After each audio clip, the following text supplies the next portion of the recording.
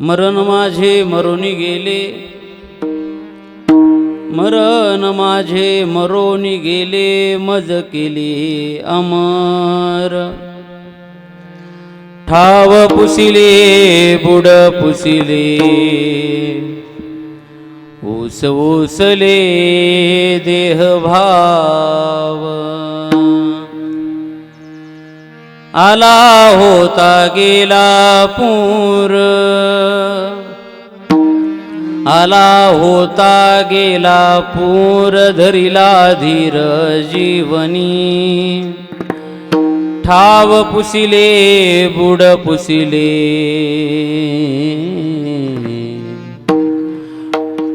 ओस ओसले देह भाव.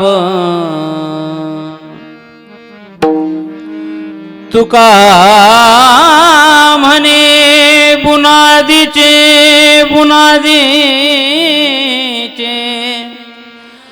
तुका म्हणे बुनादीचे, झाले साचे उजवणे. ठाव पुसिले बुड पुसिले, ऊस ओसले देह भाव. समचरण सरोजम, थोडा सांद्र नीलांबुदाभं, जगननिहित पानी मंडन मंडनानां. तरुण तुलसी माला कंधरं कंजनेत्रं, सदैधवलहासं विठ्ठलं चिन्तयामि. महायोगपीठे तटे भीमरथ्यां, वरं पुण्डरीकाय दातुं मुनीन्द्रैः.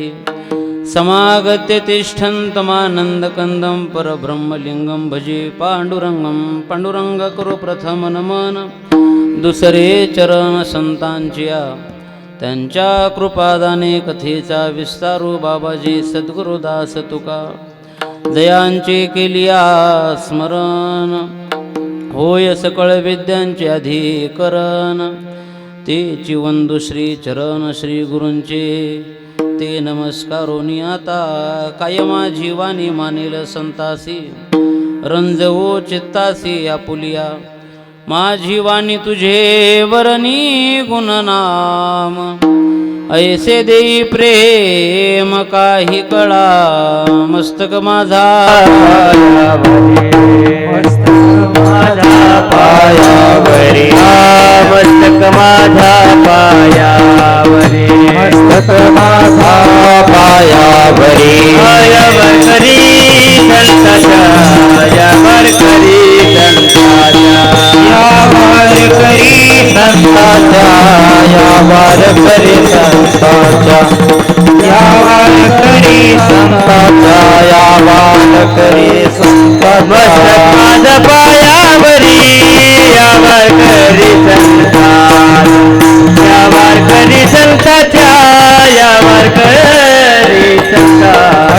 माझा पायावरी, यावर करी संताच्या, यावर करी संताच्या, यावर करी संताच्या. मस्तक माझा पायावरी, वारकरी संतांच्या.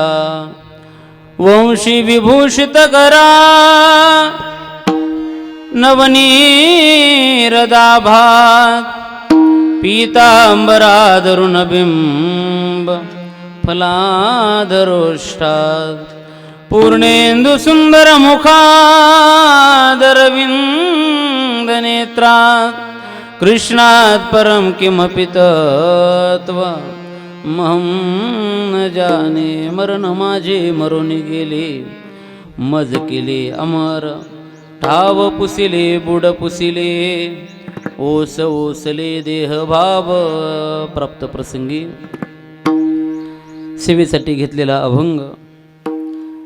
जगद्गुरु जगद्वंदनीय संत श्रेष्ठ देहुनिवासी तुकोबरा यांचा 4 चरणाचा आपल्या स्वतःच्या जीवनातील एक विशिष्ट अशी क्रांती तुकोबरा या अभंगातून स्पष्ट करतात. विठाला विठाला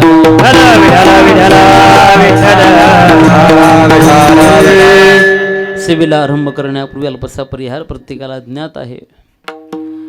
वैकुंठवासी ज्ञानोबा काशीनाथराव शिंदे यांच्या प्रथम वर्ष श्राद्धाच्या निमित्ताने आपण या ठिकाणी एकत्रित आहोत. त्यांना या जगाचा निरोप घेऊन आज 1 वर्षाचा अवधी पूर्ण होतोय आणि याच निमित्ताने शिंदे परिवाराच्या वतीने त्यांचे चिरंजीव असतील राम शिंदे यांच्या प्रेमाने माझ्याकडे सेवा प्राप्त झालेली आहे. या सेवेसाठी उपस्थित आपण सर्व माझ्या माता भगिनी, आपण पुरुष वर्ग, परिसरातून उपस्थित असणारे हे सर्व गुणीजन मंडळी, तसंच आपल्या या गावातील वैभव म्हटलं तरी काही हरकत नाही. नवे आम्हा अनेक कलाकारांवरती अतिशय मनापासून जे प्रेम करतात, सहकार्य करतात, ते आपल्याच गावातील आमचे आदरणीय हनुमंतजी महाराज या ठिकाणी उपस्थित आहेत. इथंच माझी परमस्नेही, माझे मित्र बाळासाहेब महाराज जाधव हे या ठिकाणी उपस्थित आहेत. आमचे धनंजय महाराज कदम आहेत, आमचे पवळे महाराज आहेत, परमेश्वर महाराज पांचाळ आहेत. तसंच या गावातील ही सगळी आपण साधक मंडळी आपणा सर्वांच्या चरणावरती नतमस्तक होतो आणि बरोबर आपल्या वेळेमध्ये 1 तासामध्ये या अभंगाचा भाव तुमच्यापुढे ठेवण्याचा प्रयत्न करतो. विठाला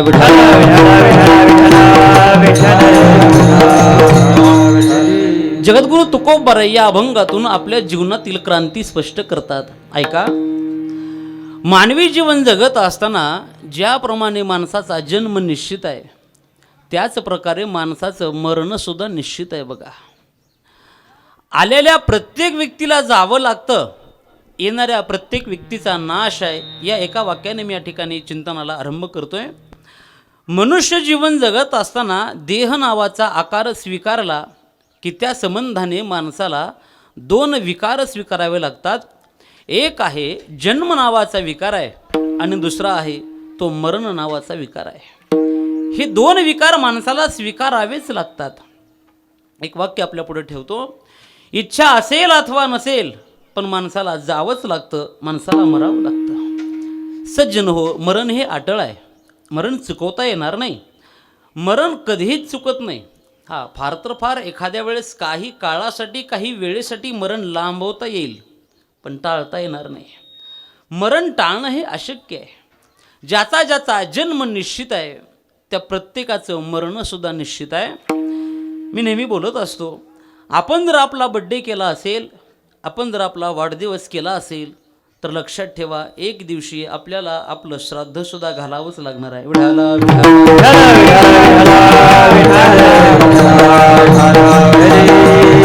येणं जाणं हा निसर्गाचा नियम आहे.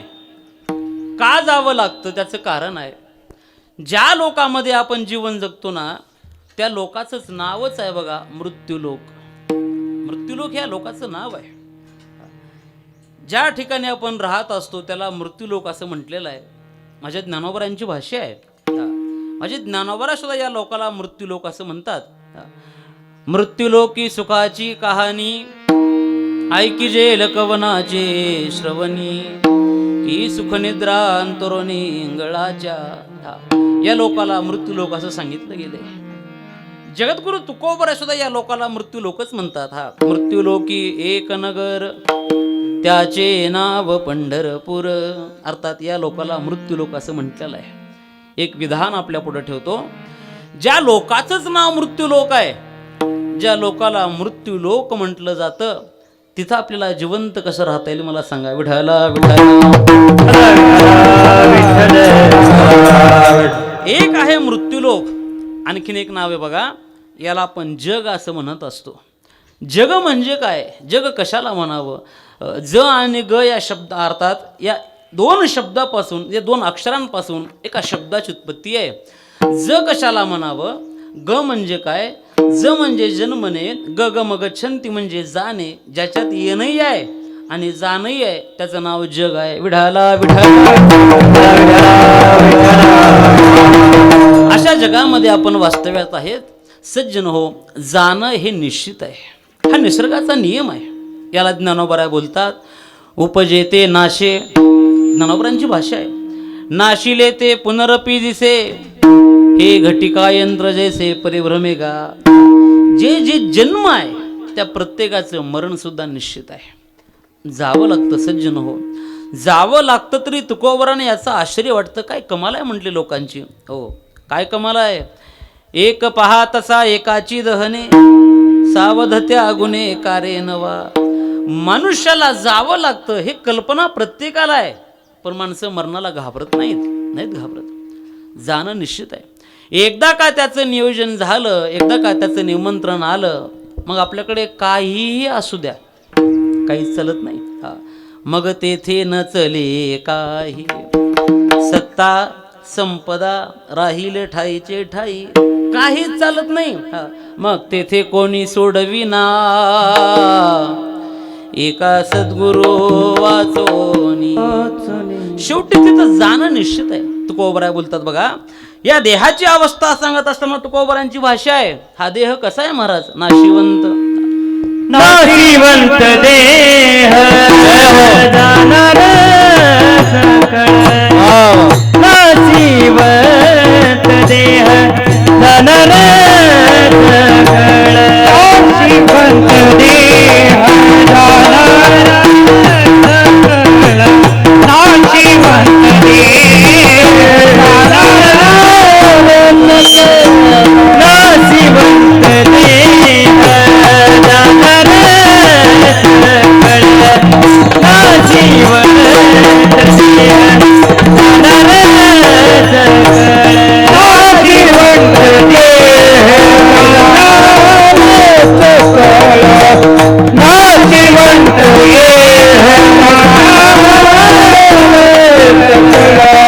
जाणार सकळ,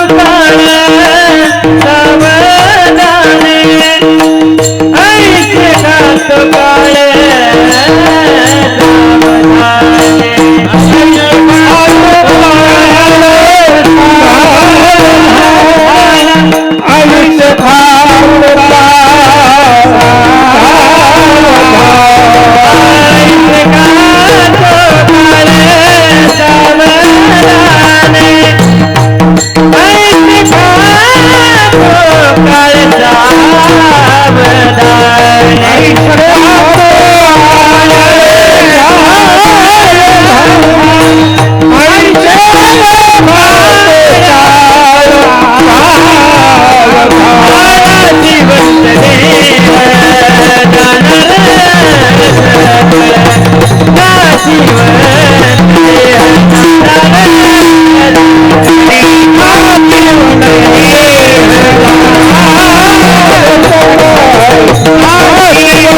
देह नाशिवंत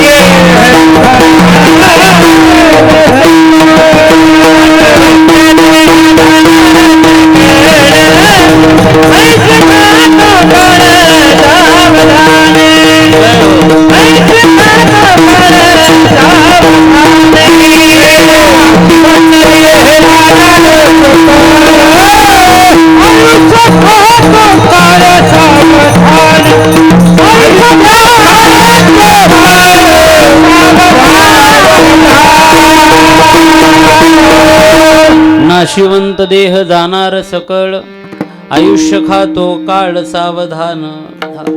नित्य नित्य आपलं जीवन हे मरणाच्या दिशेने सुरू आहे. हळूहळू मनुष्य हा मरणाकडे वाटचाल करायला लागलाय. एक दिवस कमी झाला याचा अर्थ आपण एक दिवसाने लवकर मरणाकडे चालायला लागलोय. हा नियम आहे, सृष्टीचा नियम आहे. उत्पत्ती असेल तर नाश ठरलेला आहे. का जावं लागतं, का मरावं लागतं, त्या संबंधी बोलत असताना असं चिंतन आहे. ज्याची वस्तू असेल तो जर व्यक्ती ती वस्तू मागत असेल, ती वस्तू मागत असताना आपण त्याचं दुःख कधी व्यक्त करायचं नाही म्हणे. व्यवहारामध्ये सामान्य नियम आहे. एखाद्याची जर वस्तू आपल्याकडे असेल आणि तो जर ती वस्तू मागायला आला असेल तर आपण कशाला दुःख केलं पाहिजे. कल्पना करा, आपण सगळे शेतकरी वर्गातली माणसं आहेत. आपल्याकडे 1-2 एकर जमीन आहे. आपल्याकडे ट्रॅक्टर घेणं शक्य नाही, आपल्याकडे बैलही नाहीत. 1-2 एकर जमीन आहे. आता ती नांगरायची असेल तर आपण जातो मग शेजाराकडे, रामभाऊ तुझ्याकडे बैल आहेत बाबा, ते 2 बैल दे बरं. मग त्याने ते 2 बैल आपल्याकडे द्यावे. आपलं नांगरायचं काम झालंय 2 दिवस म्हणा, 4 दिवस म्हणा, 8 दिवसानंतर आपलं 2 एकर नांगरायचं काम झालेलं आहे. 8 दिवसानंतर नांगरायचं काम झाल्यावर आता त्या रामभाऊचे बैल त्याला परत दिले पाहिजेत का नाही? आता देव वाटत नाही तो भाग वेगळा, दुसऱ्याचा देव वाटत नाही, पण दिलं पाहिजे. का दिलं पाहिजे? त्याचे आहेत म्हणून तो मागायला लागलाय, दिलं पाहिजे.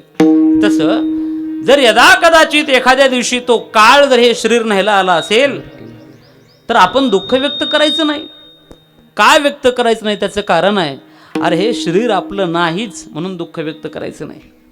देहासंबंधी बोलत असताना हा देह कोणाचा आहे हे जरी विचारलं तर सरळ उत्तर सांगितले महाराज, देह हे काळाचे, धन कुबेराचे, येथे मनुष्याचे काय आहे, येथे मनुष्याचे काय आहे,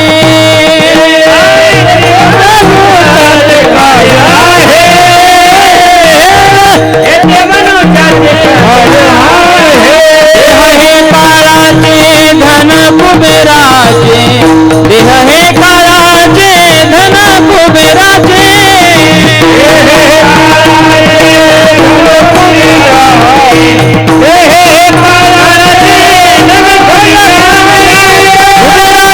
हे मनुष्याचे काय आहे, येथे मनुष्याचे काय आहे.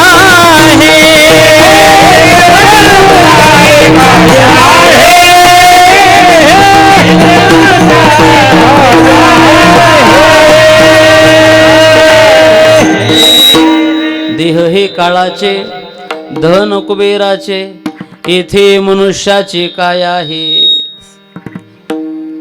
हे ज्याचा असेल तो जर याला मागायला आला असेल तर माणसाने कधी दुःख व्यक्त करायचं नाही. मी एक वाक्य नेहमी बोलत असतो, मनुष्याचा शेवट जर हा निश्चित असेल, ठरलेलाच असेल, तर माणसाने गेलेल्या व्यक्तीच्या दुःखामध्ये कधीच जगायचं नाही, कधीच जगायचं नाही. व्यक्ती जर निघून गेला असेल, व्यक्तीच्या दुःखामध्ये जगू नका. हा, फार तर फार त्या व्यक्तीच्या आठवणीमध्ये माणसाने जगलो पाहिजे, दुःखात नाही. हा, आपण ते ठरवलंच पाहिजे. अरे निसर्गाचा जर हा नियम आहे जाणं, तर मग आपण का शोक व्यक्त केला पाहिजे, का दुःख व्यक्त केलं पाहिजे? जाणं हे निश्चित आहे, सज्जन हो. म्हणून माझी विनंती आहे, जीवन जगत असताना माणसाने असं जगलो पाहिजे की आपण मेलं तरी जिवंत असलो पाहिजे. हे जरा पटणार नाही.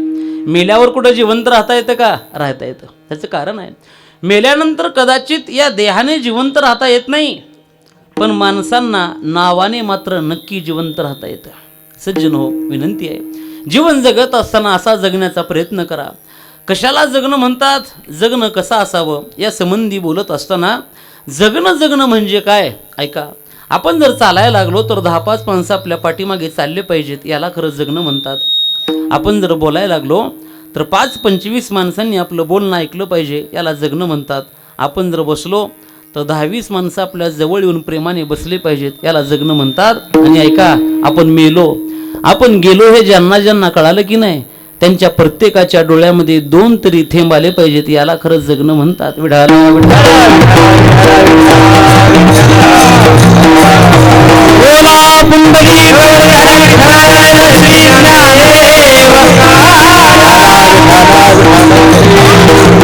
जाणं हा निसर्गाचा नियम आहे. घडी घडी काळ वाट याची पाहे, अजून किती आहे अवकाश. हा, हे नित्य नित्य संपणार आहे. मनुष्याच्या जीवनामध्ये जर माणसाचं अंतिम सत्य काय असेल तर मनुष्याचं मरण हे माणसाचं अंतिम सत्य आहे. म्हणून मेल्यानंतर सुद्धा आपण नावाने शिल्लक असलो पाहिजे, कीर्तीने माणसाने जिवंत असलो पाहिजे. या अनेक ठिकाणी बोलत असताना आपल्याला एकच सांगायचंय, या मृत्यू लोकामध्ये कोणाला जिवंत राहता येत नाही, कोणालाच नाही. महाराज, सामान्य माणसं मरतात यात नवल नाही. इथं जर देवादिकांनी यावं, देवादिकांना सुद्धा जावं लागतं. येथे नाही उरो, येथे नाही ओर, आले अवतार, हेरते पावन, हेरते पावन जीवकीने.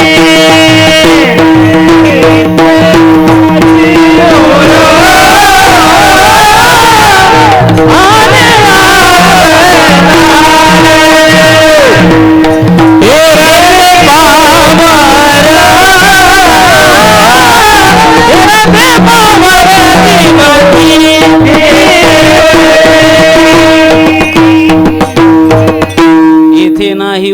आले अवतार, एरते पामर जीव किती.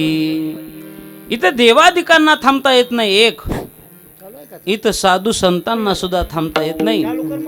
आपलं अवतार कार्य पूर्ण झालं की साधू संत निघून जातात, ते सुद्धा फार थांबत नाहीत. इथं जर देवाला थांबता येत नसेल, इथं जर संतांना थांबता येत नसेल, तर आपल्यासारख्या सामान्य व्यक्तीचं काय घेऊन बसलात, आपल्याला हे जावं लागतं. मग इतकं मरण ठरलेलं आहे, एवढं मरण निश्चित आहे, तरी सुद्धा माणसं मरणाला घाबरत नाहीत. त्याला तुमच्या पुढे 2-3 कारणं ठेवतो आणि बरोबर सेवा थांबवतो. का माणसं मरणाला घाबरत नसतील, त्याचं पहिलं कारण आहे, मनुष्य जीवन जगत असताना माणसाला वाटतं की माझ्याकडे पैसा भरपूर आहे, अनंत माझ्याकडे संपत्ती आहे, आणि इतका पैसा असल्या कारणाने मी मरणार नाही. काय होणार आहे मला, इथं नाही नीट झालो पुण्यात जाईल, पुण्यात नाही नीट झालो मुंबई, तिथं नाही चेन्नई, अरे हैदराबादपर्यंत जाणार आहे मी. वेळ पडली तर परदेशात जाण्याची ताकद माझ्यात आहे, एवढी संपत्ती माझ्याकडे आहे. ही इतकी संपत्ती असल्या कारणाने मी काहीच होऊ शकत नाही, मला मी मरू शकत नाही, हा अहंकार माणसाला आहे. संपत्ती आली, पैसा आला की पैशाची मस्ती माणसाला चढत असते. आता आपल्याकडे किती पैसा आहे, चरचर वाजले बघ. आपल्याकडचा पैसा वेगळा, आणि एक जणाकडे इतकी संपत्ती होती, त्याची तुमच्यापुढे संपत्ती ठेवतो, आणि मग विचार करा तो मेलाय तर आपली काय गणित आहे. एक व्यक्ती असा होता ज्याच्याकडे अमाप संपत्ती होती, त्याचं वर्णन सांगत असताना जगद्गुरु तुकोबराय आपल्या अभंगात बोलतात बघा. तो व्यक्ती सामान्य नाही म्हणे. लंका आहे, श्रीलंका, अर्थात ती लंका, त्या लंकेचा तो राजा, त्याचं नाव आहे रावण. आणि त्या रावणाची संपत्ती तुकोबराय सांगायला लागले. लंकी माझे घरे किती ती ऐका, सांगतसे संख्या जैसी तैशी, 5 लक्ष घरे पाषाणाची जेथी, 7 लक्ष घरे विटे बंदी, कोटी घरे काशानी तांब्याची, शुद्ध कांचनाची 7 कोटी, तुका म्हणे ज्याची संपदा एवढी, सांगाते कवडी गेली नाही. एवढी संपत्ती त्या राजा रावणाकडे आहे, पण त्या रावणाला कवडी सुद्धा सोबत नेता आली नाही. मग आता सांगा, ज्याची संपत्ती 5 लक्ष घरे पाषाणाची, 7 लक्ष घरे विटेबंदी, कोटी घरे काशानी तांब्याची, शुद्ध कांचनाची 7 कोटी, एवढी संपत्ती त्या राजा रावणाकडे. मरत असताना त्या रावणाला एक फुटका मणी सोबत नेता आला नाही. एवढी संपत्ती रावणाकडे आहे, तर त्याला काही सोबत नेता येत नाही. आपल्याकडे एकच ट्रॅक्टर असते, ते हप्त्याचं आहे, काय ना रे सोबत, काही येत नाही. सज्जन हो, काही शेवटी सोबत माणसाच्या येत नाही. एक विधान आपल्या पुढे ठेवतो. माणसाने कितीही मोठा बंगला बांधला, कितीही मोठा बंगला असू द्या, शेवटची आंघोळ कुठं आहे, घरातच आहे. असं एखादा मुलगा म्हणत नाही, पप्पाने एवढं मोठं घर बांधलंय, पप्पाला हॉलमध्ये आंघोळ घालते का, नाही. एवढं मोठं घर बांधलं एखाद्या रूममध्ये, नाही. बंगला कितीही मोठा असावा, शेवटची आंघोळ मात्र दारात आहे. आता ऐका, बँकेमध्ये कितीही पैसा पडून असू द्या, कपाळाला मात्र ठोकळाच आहे, ह्याच्या पुढं नाही. हे काही सोबत येत नाही सज्जन हो. आपण ज्याला माझं माझं म्हणतो की नाही, हे सुद्धा सोबत येत नाहीत. एक अतिशय गोड सुभाषित आहे बघा. आपण कमवलेला पैसा कुठपर्यंत आहे, आपले मित्र कुठपर्यंत आहेत, आपले घरचे सगळे सोयरे कुठपर्यंत आहेत, याचा विचार सांगत असताना एका सुभाषितामध्ये फार गोड सांगितलं गेलं. धनानी भूमो पशवश्य गोष्टी, भार्या गृहद्वारे जनस्मशाने, देहशितायाम परलोक मार्गे, कर्माने गोगश्यती जीव एक. अर्थात जीवाची जर दशा काय असेल तर धनानी भूमो. आता पूर्वी लोक पैसा कमवलेला कुठे ठेवायचे, हंडा म्हणा, हंडा भरून जमिनीमध्ये पुरून टाकायचे. आता एक बँक आली समजा, पूर्वीचे लोक जमिनीमध्ये पुरून ठेवायचे. धनानी भूमो, आपण जमवलेलं धन आपण मेल्यानंतर ते भूमीतच आहे, ते सोबत येणार नाही. पशवश्य गोष्ट, जे काही गायी असतील, म्हशी आहेत, जनावर आहेत, ते सगळे गोठ्यापर्यंत आहेत. जनस्मशाने, आपण ज्याला व्यक्ती आपले मित्र म्हणतो, आपलं गावकरी म्हणतो, ही सगळी प्रजा कुठपर्यंत आहे, ही सगळे स्मशानापर्यंत आहेत. भार्या गृहद्वारे, पत्नी ही घराच्या दारापर्यंतच आहे. हो, पण तिथून पुढचा प्रवास मात्र या जीवाला एकट्यालाच करावा लागतो. सोबत कोणी येत नाही. महाराज बोलतात बघा, जन हे सुखाचे दिल्या घेतल्याचे, जन हे सुखाचे दिल्या घेतल्याचे, जन हे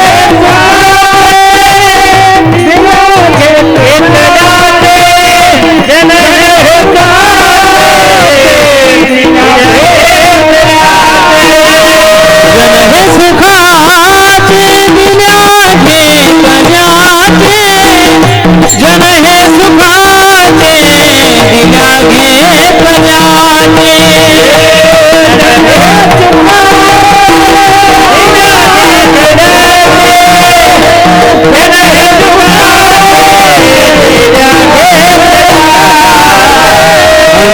हे काळीचे नाही कोणीला, अंत हे काळीचे नाही कोणी, हे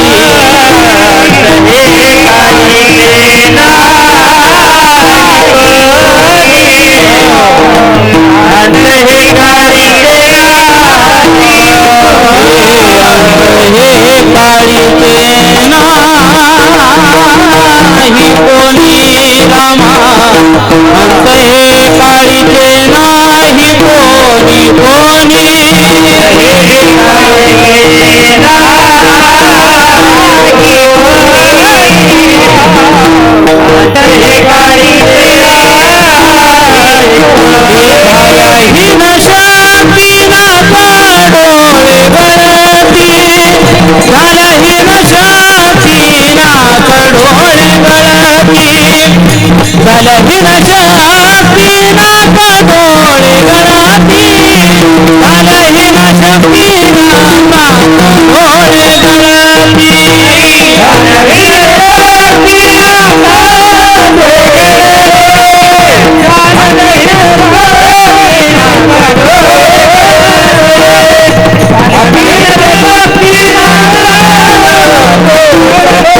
झाला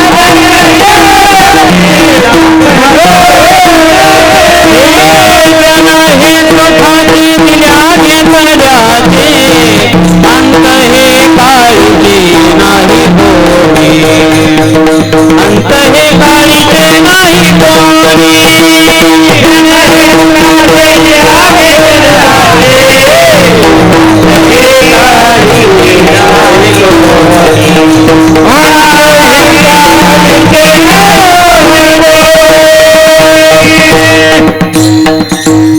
जन हे सुखाचे दिल्या घेतल्याचे. महाराज बोलायला लागले, हा जो सगळा समाज आहे, ही सगळी जी माणसं आहेत ना, हे फक्त सुख दुःखाचे साथी आहेत. महाराज, सुख की सब साथी, दुःखामध्ये कोणी माणसाच्या जवळ येत नाही. अर्थात मनुष्य जीवन जगत असताना शेवटचा प्रवास मात्र माणसाला एकट्यालाच करावा लागतो. तिथं मात्र कोणी सोबत येत नाही. असं म्हणतात, जिला आपण वाजवत घरी आणतो की नाही, ते सुद्धा म्हणते, बाईला म्हणता खर मरता तरी बरे, नाशिले हे घर थुंकोनिया. ही विकट अवस्था आहे. म्हातारा कधी मरते, सगळं घर थुकून थुकून खराब करून टाकलं. एवढी अवस्था प्रपंचामध्ये माणसाची आहे. नित्य माणसाला मरावंच लागतं. मरण तर निश्चित आहे, मरण ठरलेलंच आहे. माणसाला जावं लागतं, मरण हे अटळ आहे. मी तुमच्या पुढे 2-3 कारणं ठेवत होतो. पहिलं कारण आहे, कितीही संपत्ती असू द्या, मनुष्याला जीवन जगता येत नाही. एक तुमच्याकडे उदाहरण ठेवलं मी, अतिशय पुराणातील राजा रावणाचं. एवढी संपत्ती आहे, राजाला जगता आलं नाही. दुसरं उदाहरण आहे, आता तो जरा राजा थोडा लांबचा होईल. मधल्या काळामध्ये एक राजा होऊन गेला. त्या राजाने अनेक देशावर कब्जा मिळवला, अनेक देश आपल्या ताब्यामध्ये घेतले. त्या राजाचं नाव आहे बघा, सिकंदर. त्याने अनेक देश जिंकले. एवढे देश आपल्या ताब्यामध्ये घेतले, तो राजा आता आपल्या भारतापर्यंत आला. आणि भारतापर्यंत आल्याबरोबर राजाची शेवटची अवस्था, राजा आता मराय टेकला. आणि मरताना राजाने आपल्या 2 सेवकांना बोलवलं. बाबा हो, जाणार आहे म्हणे मी आता, पण मी मेल्यानंतर तुम्ही माझी अंत्ययात्रा काढाल. सेवक म्हटले, राजे आता एवढे मोठे राजे तुम्ही, यात्रा तर काढावी लागेल, तुमची अंत्ययात्रा निघेल. म्हणे मग एक ऐका, काय माझी अंत्ययात्रा काढत असताना मी सांगितलं तसं करायचे. म्हणे काय करायचे, मला तिरडीवर झोपवल्यानंतर मला घेऊन जात असताना माझे हे 2 हात असे बांधू नका, तर ते 2 हात असे मोकळे टाका म्हणे. काय बघा, मोठी माणसं आपलं जीवन समाजापुढे ठेवत असताना शब्दाने नाही तर कृतीद्वारे ठेवत असतात. दोन्ही हात रिकामे टाका. सेवकांना आश्चर्य वाटलं, महाराज काय कमाल आहे, एवढा मोठा राजा, अनेक देश ज्या राजाच्या ताब्यात आहेत, एवढा श्रीमंत राजा, आणि त्या राजाची अवस्था अशी, आणि त्यात अशी निघणार नाही महाराज, मोठी काढली पाहिजे. याने सांगितलं, राजा मी आहे, तुम्ही नाही. मी जे सांगतोय ते केलं पाहिजे. दोन्ही हात रिकामे ठेवा. विचारले कारण त्या सेवकांनी, राजे ठेवायला तयार आहेत, पण हे असं का, त्याचं कारण सांगा. आता तो राजा काय बोलला ते ऐका. त्या राजाने सांगितलं, बाबा हो, अरे मी एवढा श्रीमंत राजा आहे, अनेक देश माझ्या ताब्यात आहेत, एवढा श्रीमंत राजा मरल असं मला वाटलं नव्हतं. हे सगळे राज्य जर माझ्या हातात असतील तर मरणसुद्धा या पट्ट्याच्या हातात आहे असं मला वाटत होतं, पण आता मी मरायला लागलो. पण ऐका, एवढं सगळं जवळ असताना मरताना मात्र मला या रिकाम्या हाताने जावं लागणार आहे. हे सगळ्या प्रजेला कळावं, हे लोकांना कळावं, एवढा मोठा राजा आहे, पण आता आलाय तसाच निघून रिकाम्या हाताने चाललाय, हे लोकांना कळेल, आणि मग माणसं मरणाला घाबरतील. विठाला विठाला एवढा श्रीमंत राजा आहे, पण राजाला सुद्धा रिकाम्या हाताने जावं लागलं. या मधल्या काळातील राजाची अवस्था आहे. आता एक राजा पुराणातला रावण, एक राजा सिकंदर तो मधल्या काळातला, आणि तुम्हाला आत्ताचे 1-2 राजे सांगतो. तत्कालीन राजे अर्थात आपल्याच जिल्ह्यातील स्वर्गीय विलासरावजी देशमुख साहेब यांचं नाव घ्यायला हरकत नाही. हे सुद्धा आता राजेच म्हणावं लागतील ना. यांनी जर राज्य केलं असेल, हे जर मुख्यमंत्री पदावर विराजमान असतील, तर या महाराष्ट्राचे ते राजेच होते. काय कमी आहे मला सांगा, सर्व काही आहे. सर्व काही असताना साहेबांना जावं लागलं. जात असताना सोबत काय नेले त्यांनी, काही नाही. स्वर्गीय मुंडे साहेब राजेच आहेत, इतकं मोठं जीवन आहे, सत्ता आहे, संपत्ती आहे, सर्व काही आहे, पण शेवटी काय सोबत नेता आलंय, काही नाही. 3ही राजे मी तुमच्या पुढे ठेवले. एक राजा पुराणातील राजा रावण, एक राजा आहे मध्यकाळातील सिकंदर, आणि 2 राजे तत्कालीन आत्ताची. ही एवढी सगळी संपत्ती जवळ असू द्या, शेवटी माणसाला मरावंच लागतं. पैसा हा माणसाला मरणापासून वाचवत नाही. विठाला विठाला मरण हे अटळ आहे, माणसाला मरावं लागतं. आता आपण जवळजवळ 1-अर्धा-पाऊण तास झाला आपण विचार करायला लागलो. मरावंच लागतं, मरण निश्चित आहे. याला दाखला तुकोबारांच्या प्रमाणाचाही दिलाय. नाशिवंत देह जाणारा सकळ आयुष्य खातो काळ सावधान, ज्ञानोबऱ्या म्हणतात उपजे ते नाशे, नाशिले ते पुनरपी दिसे, किंवा घडी घडी काळ वाट्याची पाहे. या सगळ्या संबंधाने एकच बोलायचे, काय मरावं लागतं हे ठरलेलं आहे. मग महाराज आता तुम्ही मगापासून सांगताय मरावं लागतं, मरावं लागतं, मरावं लागतं, मान्य आहे म्हटले, 11:30 वाजलेत. आता मरण तुम्ही सांगायला लागलात, पण तुम्ही मात्र आजच्या अभंगामध्ये जरा वेगळंच बोललात म्हणे. काय बोललोय, जे बोललेत त्या अभंगाच्या पहिल्या चरणात, मरण माझे मरुनी गेले, मरण माझे मरुनी गेले, मरण माझे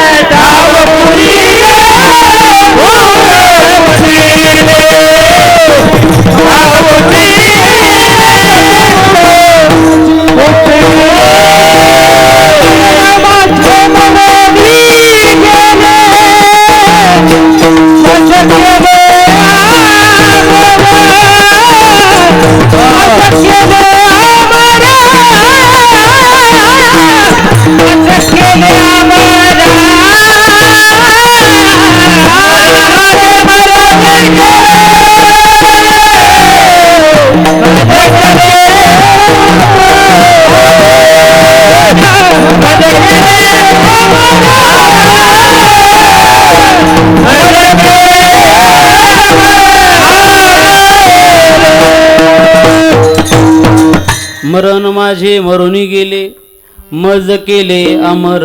जगद्गुरु तुकोबरा बोलतात आमचं मरण मरून गेले म्हटले. आता इथं जरा थोडं पटणार नाही. का पटणार नाही? अर्धा तास झाला आम्ही ऐकायला लागलो माणसाला मरावं लागतं, येथे नाही उरो आले अवतार, देवाला थांबता येत नाही, माणसाला थांबता येत नाही, संतांना थांबता येत नाही. मग तुम्ही मगापासून सांगताय मरावंच लागतं. पैसा असून चालत नाही, वशिला असून चालत नाही, स्वतःचं वैयक्तिक वजन असून चालत नाही. मग मरण जर निश्चित असेल तर महाराज ही तुम्हाला भाषा शोभत नाही का? एके ठिकाणी सांगताय मरावं लागतं आणि आता बोलायला लागलात माझं मरण मरून गेलं. ऐका, जगद्गुरु तुकोबरा शब्द अतिशय गोड आहेत. तुकोबरा या संबंधी बोलत असताना मरण मरून गेलं म्हणतात, देहाबद्दल बोलत नाहीत.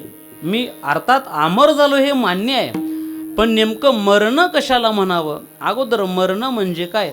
आपल्या भाषेमध्ये मरणाची एक सोपी व्याख्या सांगितली गेली आणि जगद्गुरु तुकोबरांची जी व्याख्या आहे मरणाची ती थोडी वेगळी आहे.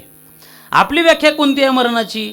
खाटवून खाली घेतलेला आहे, डोळे बंद पडलेले आहेत, हृदय बंद पडलेलं आहे, श्वास घेत नाही, सगळं चेतन शरीर अचेतन झालेलं आहे, काहीच चालत नाही, अवयव सगळे बंद पडलेले आहेत. मग माणसं म्हणतात एक काम करा, आता उचला, आता घेऊन चला, आता गेलाय म्हणे, हा मेलाय, याला आपण मरण म्हणतो.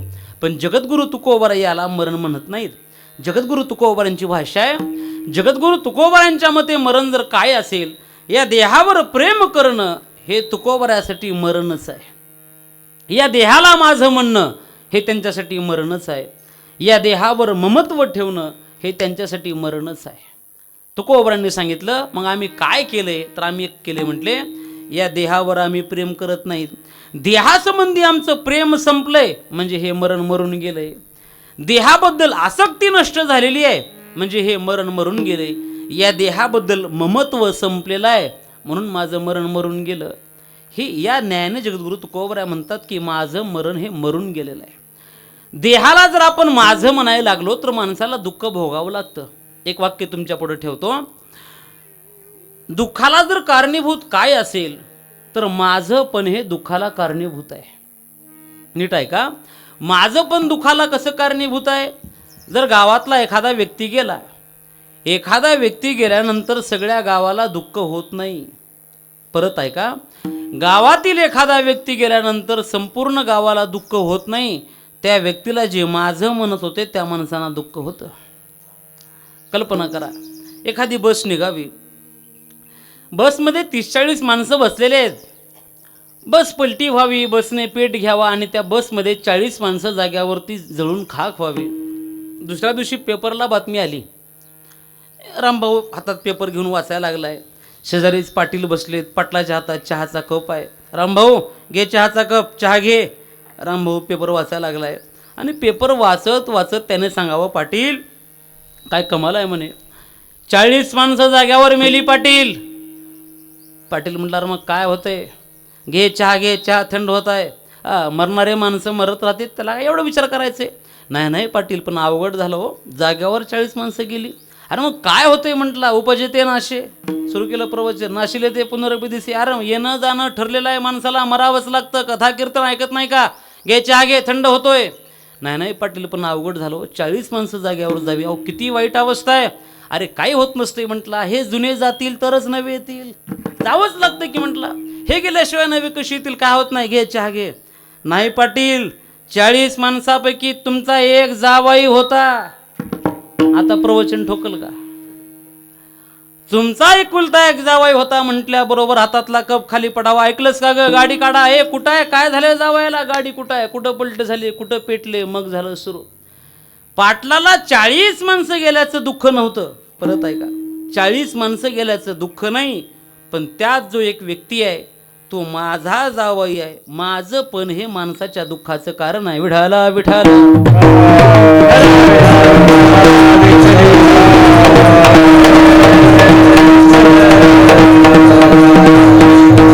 माझं पण हे दुःखाला कारण आहे. म्हणून सज्जन हो, साधू संत भगवान परमात्म्याशिवाय माझं कोणालाच म्हणत नाहीत. बघा, कोणालाच म्हणत नाहीत. त्यांना माहीत आहे, प्रपंचाला माझं म्हणत असाल, प्रपंचाला जवळ करत असाल तर प्रपंच नक्की दुःख देणार आहे, पण भगवान परमात्मा हा सुख देणार आहे. म्हणून त्यांनी प्रपंचाला जवळ केलं नाही, त्यांनी फक्त देवाला जवळ केलं. आणि देवाला जवळ करायला सांगितलंय बघा. आपुला तो एक देव करोनी घ्यावा, आपुला तो एक देव करोनी घ्यावा, आपुला तो एक देव करोनी घ्यावा,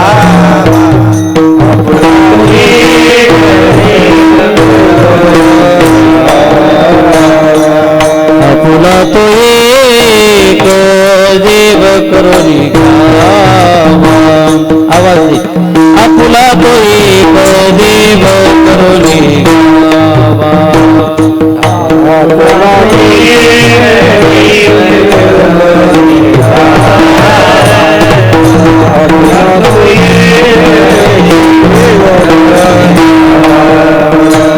तेने विना जीवा सुख नो हे राम, तेने बिना जीवा सुख नो हे, तेने बिना जीवा सुख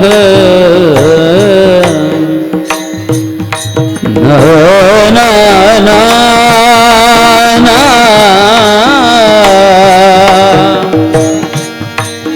हिना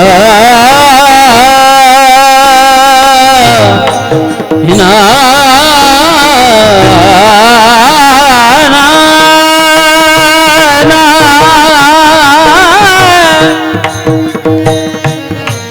तेने बिना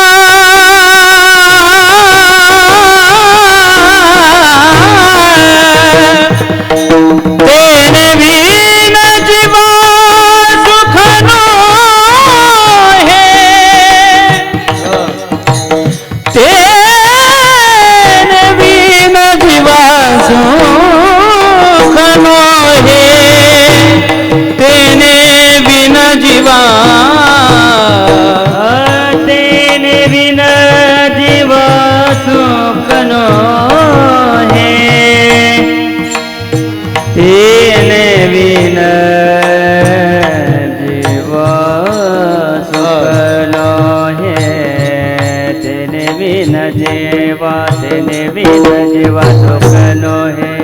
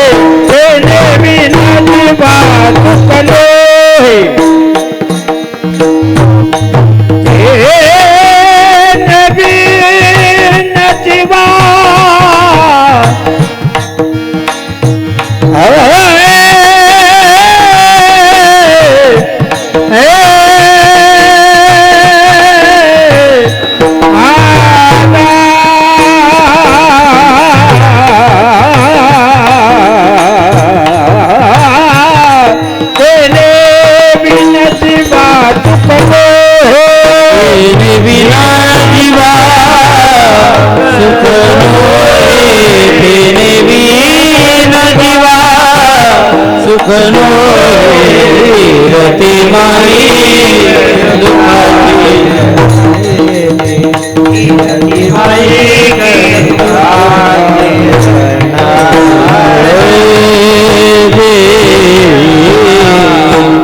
तिने विन जीवा सुख नोहे. ममत्व जर आपण प्रपंचाला लावत असाल तर माणसाला दुःख भोगावं लागतं. माझं पण हे दुःखाला कारणीभूत आहे म्हणून एरवी आपण प्रपंचाला माझं म्हणत असतो. कमाल आहे माणसांची. माझं म्हशीला माझं म्हणतात माणसं, पण देवाला माझं म्हणत नाहीत. एवढा भेद आहे. मनुष्य जीवन जगत असताना माझं पण हे दुःखाला कारणीभूत आहे म्हणून तुकोबरा या देहाला कधी माझं म्हणत नाहीत. देहाबद्दल ममत्व ते ठेवतच नाहीत. तुकोबरांनी सरळ सांगितले, अरे हा देह नाहीच म्हणे. खरं म्हणजे हा देहच नाही. देह नव्हे मी हे सरे उरला उरे विठ्ठल आकारासी कैसा ठाव देह प्रत्यक्ष झाला देव. या बोधावर तुकोबरा आहेत. तुकोबरांचं मरण मरून गेलं. मी तुम्हाला बोलून गेलोय. महाराज मरण कशाला म्हणतात? देहावर जर तुम्ही प्रेम करत असाल मेल्याच जमायत. देहावर जर तुम्ही आसक्ती ठेवत असाल मेल्याच जमायत. देहावर जर तुम्ही ममत्व ठेवत असाल तर मेल्याच जमायत. मग महाराज म्हणतात हे मरण माझं मरून गेले. आम्ही देहावर प्रेम करत नाहीत आणि करतच नाहीत. कोणतेही संत पहा तुम्ही. जगद्गुरु तुकोबरांना काट्याच्या काठीने मारावं त्या मंबाजी बुवाने, तरी सुद्धा संध्याकाळी कीर्तनात तो मंबाजी बुवा आला नाही. म्हणून तुकोबरा तेल घेऊन त्याच्या घरी, मंबाजी बुवा मला मारल्यामुळं कदाचित तुमचे हात दुखत असतील, हात पुढं करा म्हणे मालिश करतो. ज्याने मारलंय त्याच्याकडे चाललेत. काय कमाल आहे. देहासंबंधी संतांची भाषा आहे. कुत्ता ज्याने चमडा ज्याने इथपर्यंत संत पोहोचलेले आहेत. एक प्रसंग तुमच्या पुढे ठेवतोय, लक्ष द्या. नाथ बाबांचा अतिशय गोड प्रसंग आहे.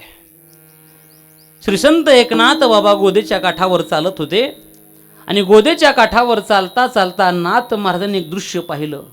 ते दृश्य असं होतं, एक विंचू पाण्यामध्ये बुडत होता. ते बुडणाऱ्या विंचवाला नाथ महाराजांनी पाहिलं. आता भूतदया गायी पशुचे पालन तानेल्या जीवनवना माझी. संतांची अवस्था आहे. जे जे भेटे भूत ते माने जे भगवंत, हे त्यांचं जीवन आहे. मरणाऱ्या विंचवाला नाथ महाराजांनी पाहिलं आणि पाहिल्याबरोबर नाथ महाराज त्या पाण्यामध्ये प्रवेश करतात. पाण्यामध्ये प्रवेश करून नाथांनी त्या विंचवाला असं हातावर वर उचललेला आहे. आता लक्ष द्या, जोपर्यंत हातावर पाणी आहे तोपर्यंत विंचू वर आहे. हातातलं पाणी खाली पडून गेलं की विंचू हातावर आला. हातावर विंचू पडल्याबरोबर नामदेवराय विंचवानं असा मोठा श्वास घेतला. मोठा श्वास घेतल्याबरोबर विंचू म्हटला वाचलो आता. पण कोण वाचवले बघावं म्हणून त्यानं असं पाठीमागं पाहिलं आणि पाठीमागे पाहिल्याबरोबर त्याला कळालं की नाथ महाराज आहेत. म्हटला वा वा वा, नाथ महाराजांनी मला वाचवलंय. आता नाथ महाराजांना आपला परिचय करून द्यावा लागते. म्हटलं ते कोण? विंचू. आता ते काय परिचय असा दिला का मी गणेश सोनवणे आळंदीला असतो अमुक तमुक, कसं नाही. त्यानं त्याचा परिचय करून दिला. त्यानं खंदिशा नांगी हाणली आणि नांगी हाणल्याबरोबर नाथांनी असा पटमन हात बाजूला केला. पुन्हा विंचू पाण्यात पडला. पुन्हा विंचू बुडायला लागलाय. पुन्हा नाथांना दया आली. पुन्हा नाथांनी त्याला वर उचललंय. आता हातावर पाणी आहे तोपर्यंत विंचू वर आहे. पुन्हा विंचू खाली पडला, हातावर आला. पुन्हा विंचवानं मागं बघितलं आणि म्हटलं अजून नाथांना आपला परिचय झाला नाही काय की म्हटलं पुन्हा करून द्यावा. एकदा, दोनदा, तीनदा सगळा हाताला रक्त लागलेला आहे. वरून एक दोन माणसं पाहत होते. नाथ महाराज काय कमाल आहे तुमची. विंचू तुमच्या हाताला चावायला लागलाय. हात त्याने तुमचा पार फोडून टाकलाय. द्या सोडून त्याला, मरू द्या. आता ऐका नाथांनी काय वाक्य वापरलं. नाथ महाराज म्हटले अरे विंचू मरायला लागलाय, मरताना सुद्धा विंचू त्याचा स्वभाव सोडत नाही. मग मी तर संत आहे, मी माझा स्वभाव का सोडला पाहिजे. विठाला विठाला. देहावर संत प्रेमच करत नाहीत. आपल्याकडे वेळ नाही आता. देहावर प्रेमच नाही. जगद्गुरु तुकोबरांचा एक प्रसंग आहे, पुढल्या चरणाकडे वळतो. जगद्गुरु तुकोबरा आहे. अनेक ठिकाणी कीर्तन करायची, त्यापैकी लोहगाव तुकोबरांचं आवडतं गाव. ज्या ठिकाणी अनेक कीर्तनं झाली तिथला एक टाळकरी होता. नित्य तुकोबरांच्या सोबत फिरायचा. त्याच्या पत्नीला वाटलं माझ्या प्रपंचाचं जर वाटोळं कोणी केलं असेल या तुकाराम महाराजांनी केलंय. सारखं माझा मालक यांच्या बरोबर चाललाय. या गावी कीर्तनाला, त्या गावी प्रपंचाचं वाटोळं झालंय. एक दिवस का होईना पण त्याचा बदला घेतल्याशिवाय राहणार नाही. जगद्गुरु तुकोबरांचं कीर्तन आता लोहगावात आहे. आणि तिने आपल्या मालकाला सांगितलं, स्वामी तुम्हीच तुकोबरांची सेवा करताय, मलाही वाटतं मी सेवा करावी. काय म्हणणं आहे तुझं? आज कीर्तन झाल्यावर महाराजांना आपल्या घरी घेऊन या. मालकाला बरं वाटलं. कीर्तन झालं आणि कीर्तन झाल्यानंतर तुकोबराय त्याच्या घरी मुक्कामी आले. रात्री विश्रांती झाली. सकाळी 3 वाजता ती माऊली उठलेली आहे. तिने ठरवलं होतं याच्यामुळे प्रपंचाचं वाटोळं झालंय, बदला घेणार आहे. चुलीवर पाणी ठेवलं. 3 वाजता पाणी ठेवलं होतं. 3 ते 5 पाणी असं कडक उकळत होतं. 5 वाजता जगद्गुरू तुकोबराय जागे झाले. तुकोबरांना पाटावरती बसवलेलं आहे आणि त्या मालकिनीने सांगितलं मालकाला, महाराजांना आज मी आंघोळ घालणार आहे म्हणे, माझ्या हाताने घडू द्या, तेवढंच पुण्य होईल. 2 तांबे मी टाकते. मालकाला हे बरं वाटलं. जगद्गुरू तुकोबराय पाठावरती बसलेले आहेत. तिनं आता ते 2 तास उकळलेलं पाणी समोर घेतलंय. आता मला सांगा, मगाने नाही, जगाने नाही, तशीच ती गरम बादली उचलली पाण्याची आणि जगद्गुरू तुकोबरायच्या त्या अंगावर पाणी ओतायला लागली. सगळ्या अंगाला आता दाह होऊ लागला. चरचरा ते पाणी पोळायला लागलं.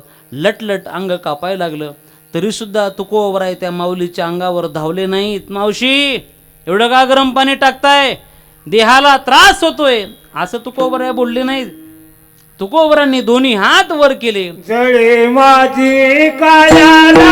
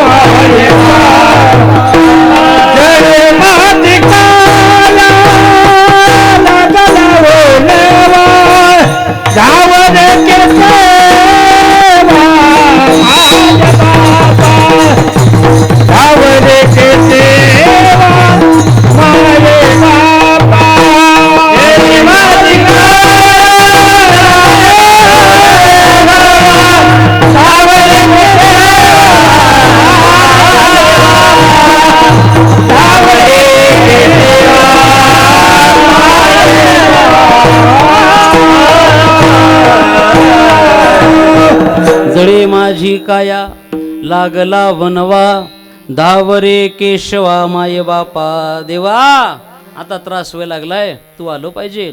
जगद्गुरू तुकोबरांची ही अवस्था आहे. विकारापासून संतांचं जीवन फार लांब आहे. देहासंबंधी तुकोबराय बोलतात, या देहावर आम्ही प्रेम करत नाही. देहावर प्रेम करणं हे त्यांच्या भाषेमध्ये मेल्याच जमाय. म्हणून तुकोबराय बोलतात, मरण माझे मरून गेले. आता मरण मरून गेलं, मग तिथं एक अवस्था शिल्लक राहते, ती अवस्था म्हणजे अमरपदाची. आता मी या अवस्थेला पोचलोय. मज केले अमर, अमर आहा, अमर आहा, खरे की पहा खोटे हे अनेक ठिकाणी बोलता येईल. किंवा तुकोबराय बोलतात, आता देवाच्या कृपेने जर काय झालं असेल तर न लगे मरावे, ऐसा ठाव दिला देवे. देवाच्या कृपेने आता आम्हाला मरावं लागत नाही. आणि याही संबंधाने पुढे बोलतात, आम्हा जन्म मरण नाही, आम्हाला मरणच नाही. आता ते मरण का नाही, कसं नाही, त्याचं कारण आहे जन्म नसल्या कारणाने मरण नाही, तो भाग वेगळा आहे. जगद्गुरू तुकोबराय बोलतात, देहासंबंधी जर प्रेम मरण असेल तर आमचं ते प्रेम नष्ट झालंय, म्हणजे माझं मरण मरून गेलं आणि मी अमर या बोधावर प्राप्त झालो. विढोबा रखुमाई,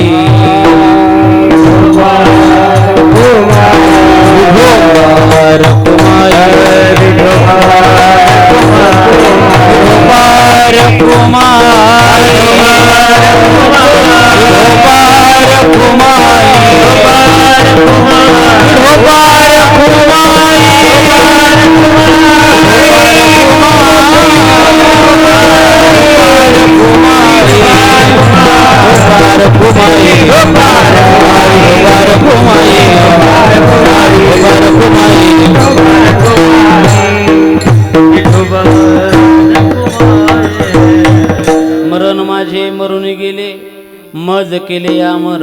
आपल्याकडे 10 मिनिट शिल्लक आहेत. तिन्ही चरणाचा 10वा विचार आपल्या पुढे ठेवतो.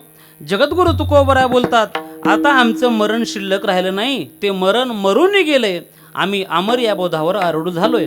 एक साधक तुकोबरांना बोलायला लागला, म्हणे महाराज तुमचं मरण मरून गेलं, आता नेमकं मरण म्हणजे काय हे आम्हाला कळालं. तुमचं देहावर प्रेम नाही, तुम्ही देहासंबंधी उदास आहेत. भक्तायसे जाणाचे देही उदास आणि गेली आशा पाश निवारुनी.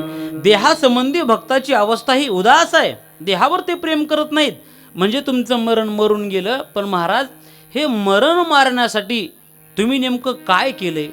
काय केलंय म्हटल्याबरोबर तुकोबरा म्हणतात, यासाठी आम्ही 2 गोष्टी केल्या म्हणे. कोणकोणत्या गोष्टी? 1, आम्ही आमचं ठाव पुसून टाकले, ठाव पुसून टाकलं, आणि 2, बुड पुसून टाकले म्हटले. ठाव आणि बुड या दोन्ही गोष्टी आम्ही पुसून टाकल्या. आता ठाव म्हणजे काय आणि बुड म्हणजे काय याचा विचार तुमच्या पुढे ठेवतो. ठाव कशाला म्हणावं? ज्याच्यामुळे मरावं लागतं ते ठाव आहे, आणि ज्याच्यामध्ये मरावं लागतं ते बुड आहे. आता कशामुळे आणि कशामध्ये हेच मला सांगतो.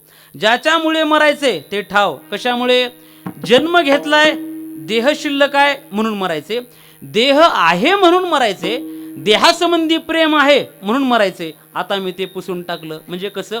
देह माझाच नाही, हा देहच नाही, हा देव आहे, या अवस्थेला पोचलोय. म्हणजे आम्ही आता हे ठाव पुसून टाकले. आणि 2, ज्याच्यामध्ये मरावं लागतं. माणसाला देहासंबंधी जे अज्ञान आहे ते अज्ञानामध्ये माणसाला मरावं लागतं. अज्ञान आहे. कोणतं अज्ञान आहे? देह माझा आहे, हे माणसाला फार मोठं अज्ञान आहे.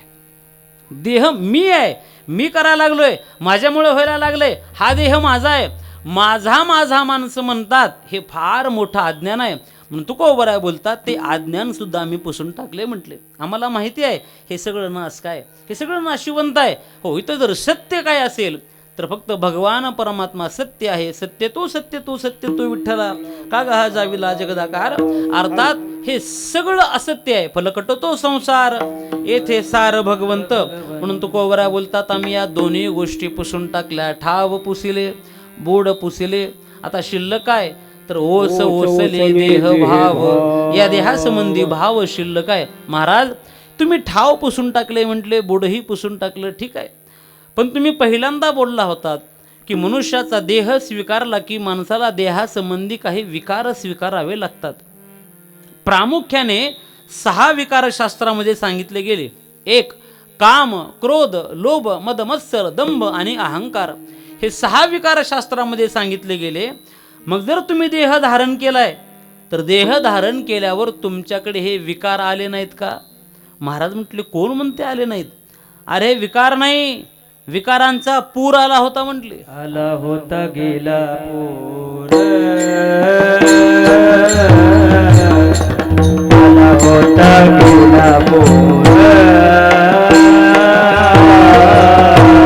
आला होता गेला पूर, आला होता गेला पूर, आला होता गेला पूर, आला होता गेला पूर, आला होता गेला पूर, आला होता गेला पूर.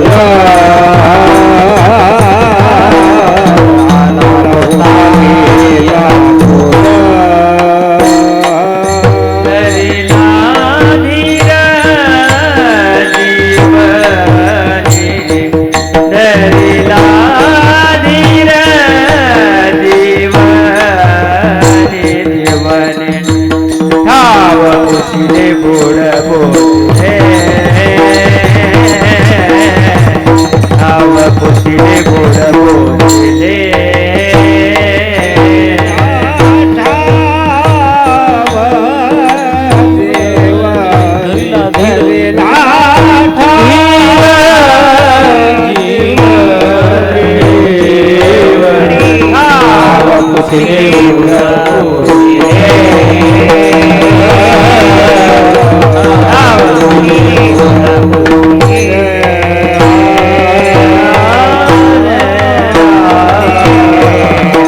आला होता गेला पूर, धरिला धीर जीवनी. जगद्गुरु तुकोबरा बोलतात कोण म्हणतं यार हे विकार माझ्याकडे आले नाहीत? सगळे विकार, या विकारांचा पूर आला होता म्हणे. पूर कोणकोणते विकार ऐका. या 6 प्रकारच्या विकाराने तुकोबरांना गिळण्याचा प्रयत्न केलाय. एक एक विकार तुमच्या पुढे ठेवतो. काम नावाचा विकार तुकोबरायाकडे आला, पण तुकोबरायांनी त्या विकाराला पराजित करून टाकलं, त्याचा पराभव केला.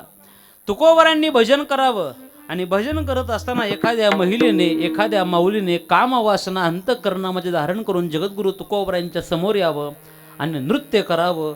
तुकोबराय त्या महिलेला म्हणतात, बाई जाई ओ तू माते न करी सायास, आम्ही विष्णुदास तैसे नो.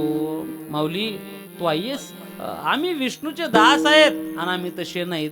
तू विनाकारण प्रयत्न करू नको, इथून निघून जा. काम नावाने समोर यावं.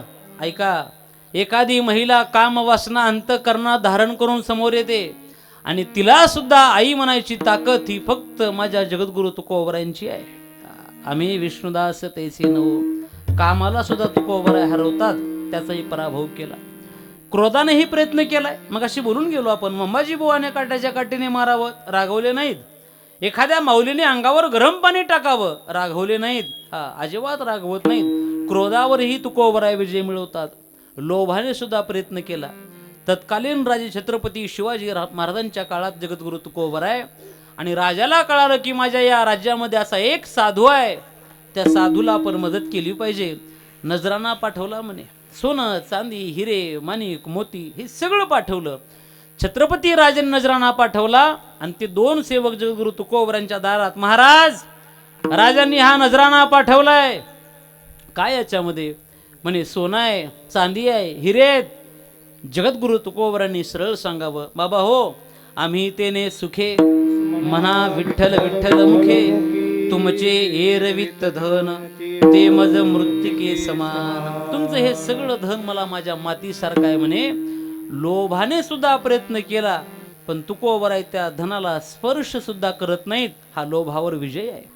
हे सहाही विकार घ्या, काम क्रोध लोभ मद मत्सर दंभ आणि अहंकार, या सगळ्या विकारावर तुकोबराय विजय मिळवतात. म्हणून तुकोबराय बोलतात, ह्यांचा पूर आलता म्हणे, पण कमाल आहे माझ्या जीवाची, ज्याने धीर धरला धरिला धीर जीवनी.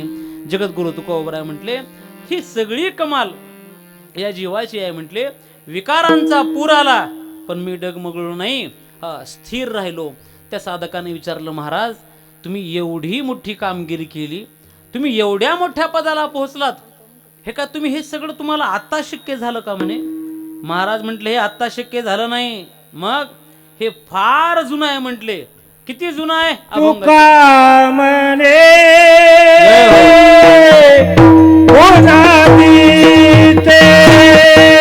तुका म्हणे ओनादीते, म्हणे ओनादीते, तुका म्हणे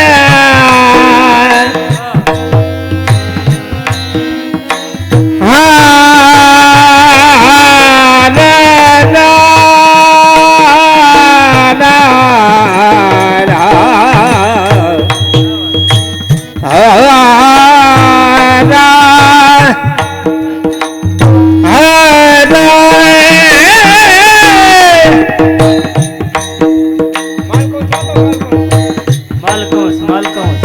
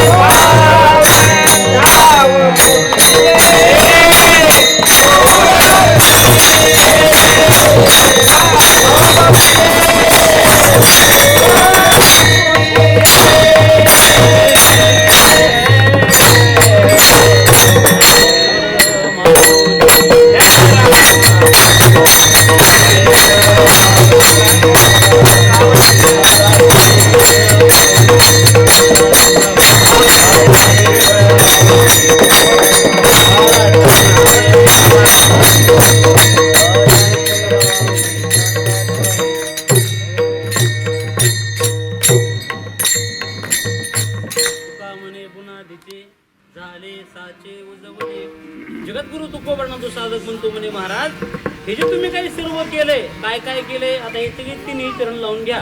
माझं मरण मरून गेलं, मी अमर झालो, ही मोठी क्रांती आहे. यासाठी मी 2 गोष्टी केल्या, ठाव पुसून टाकले, गुड पुसून टाकले. 3 जे काही सगळा महापूर आलता विकारांचा, तो विकार सुद्धा मी नष्ट केलाय. या ज्या गोष्टी सर्व केलात हे कसं शक्य आहे म्हणे तुम्हाला?